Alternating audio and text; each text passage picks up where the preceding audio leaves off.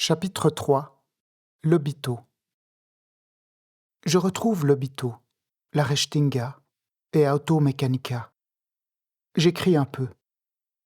Malgré la chaleur, ma plume n'a jamais si bien coulé. On part visiter Kanata, le nouvel atelier de mécanique loué à un Angolais, mais on ne reste pas longtemps. À la porte de sortie du site, le vieux gardien rappelle à Koulondi qu'il sera absent 10 jours, mais que son fils assurera son travail. Il veut être sûr de ne pas le perdre, car il gagne 32 francs par mois, et c'est ce qui lui permet de vivre. On monte au golf. On visite le dépôt de matériel. Koulondi a dû vendre la moitié des terrains pour pouvoir construire un mur en briques de 4 mètres de haut tout autour. Il se faisait envahir par les locaux. Ici, les maisons poussent comme des champignons après la pluie. Sur le golf, il y a tout. Des moteurs de locomotive, des morceaux d'acier inoxydable, des bouts de plateformes pétrolières, des camions rouillés, et 1000 morceaux de métal découpés. On ne sait plus ce que cela représente. Après la visite, on redescend et on va manger un repas à 5 $ avec une bière bien froide. On file à la maison faire la sieste et Koulondi m'emmène dans un salon de massage angolais. Massage traditionnel. C'est tenu par des Chinois. Et les massages sont donnés par des Angolaises. C'est assez bon. Koulondi en avait besoin, je le trouve fatigué.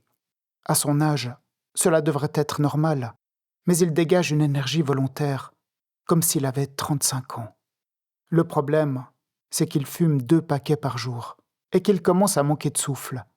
Mais moi aussi, quand je dois le suivre. L'après-midi, on retourne à Automecanica changer la courroie de la voiture pour avoir de l'air frais. On répare le générateur de Meva. On achète une carte SIM Africell. Et on fout le camp, me dit Koulondi. On travaillera demain. Demain, c'est mercredi. Avant de rentrer, on fait le tour de la presqu'île de la Restinga. C'est comme à Hawaï, ici. Mais tout est abandonné. Tout tombe en ruine, car les gens n'ont plus d'argent, même pour aller boire un verre. En longeant la côte, on s'arrête devant le nouveau building de luxe de Jembach. Le Portugais qui loge dans la dépendance de Koulondi est là.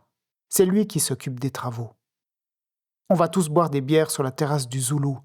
Ochimama, le français, et Osonga, le sculpteur, nous rejoignent. Le coucher du soleil fait du bien dans l'air frais venu de la mer. Mon parrain me dit « Tu vois, ici, les rapports entre les hommes et les femmes sont très différents de ceux d'Europe.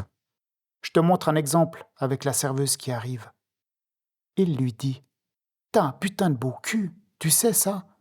La serveuse baisse la tête et répond « Merci, patron. Vous trouvez, vraiment ?» Elle s'en va, gênée par la remarque.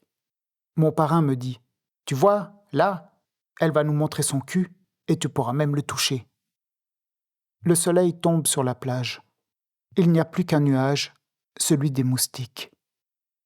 Alors que ça rigole, soudain, tout le monde se dresse sur sa chaise et recule de la table. « Ferro Ambrasa !» lance Koulondi. Tout le monde rigole encore. Le ferro ambrasa, c'est la mouche de fer embrasée. Le Portugais nous raconte l'histoire de son collègue philippin qui avait écrasé cette mouche sur son visage pendant qu'il dormait. Il en est resté défiguré à vie, car le ferro ambrasa te répand des bactéries sur la peau quand tu l'écrases, et cela te transperce la chair. Avant de partir, Koulondi demande à la serveuse son numéro de téléphone. Étonnamment, elle le lui écrit sur un bout de papier.